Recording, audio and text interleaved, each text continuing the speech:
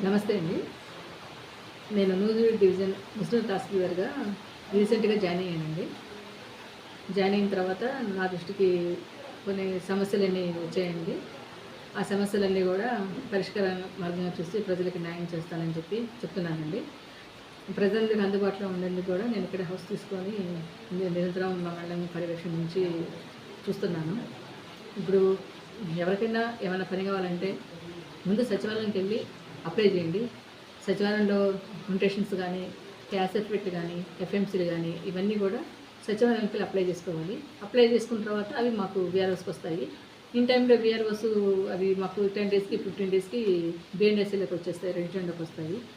అవి అలా రాకుండా మా వీఆర్ఓస్ కూడా నేను జాయిన్ అయిన తర్వాత మీటింగ్ పెట్టాను. ఎట్టి పరిస్థితుల్లో కూడా బిఎన్ఎస్సీలోకి రాకుండా రెవెన్యూ సర్వీస్ అన్నీ కూడా ఇన్ టైంలో పూర్తి చేసి వాళ్ళు ప్రజలు ఇబ్బంది పడకుండా కంప్లీట్ చేయమని చెప్పాను. అదే ప్రాసెస్ ఇప్పుడు కూడా జరుగుతుంది. బిఎన్ఎస్ఎల్‌లోకి రాకుండా చూసుకుంటున్నాను నేను జాయిన్ అయినప్పటి నుంచి కూడా.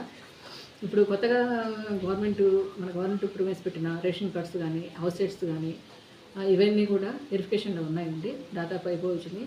గవర్నమెంట్ చెప్పేది ఏంటంటే రేపు ఆగస్టు 15కి పట్టాలు రెడీ చేసి ఉంటే అది డిస్ట్రిబ్యూషన్ చేస్తామని అన్నారు.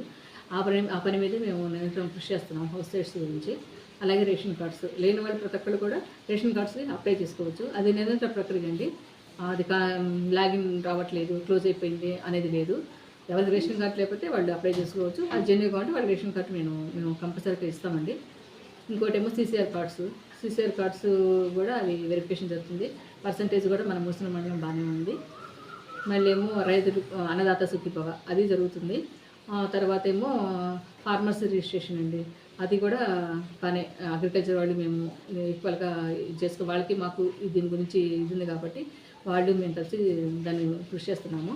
అట్లాగే వాటర్ ట్యాక్స్‌కి సంబంధించి నీటి సంఘాల ఎన్నికలు జరిగినాయి. డీసీలు వచ్చారు, ప్రెసిడెంట్లు వచ్చారు, వాళ్ళంతా వచ్చారు.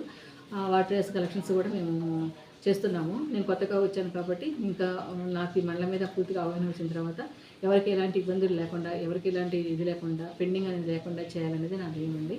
అలాగే ఇప్పుడు రేషన్ షాపులు ఉన్నాయి. రేషన్ షాపులు అంతకుముందు వ్యాన్ల ద్వారా వాటి ద్వారా బండ్లు పెట్టి అక్కడికి వెళ్ళి తీసుకొచ్చి ఇచ్చే సిస్టమ్ పెట్టారు. అప్పుడు అట్ట కాకుండా ఇప్పుడు రేషన్ షాప్కే వాడు వచ్చి తీసుకెళ్ళాలి. ప్రతి ఒక్కరు కూడా మీకు రేషన్ ఉపయోగించుకోండి.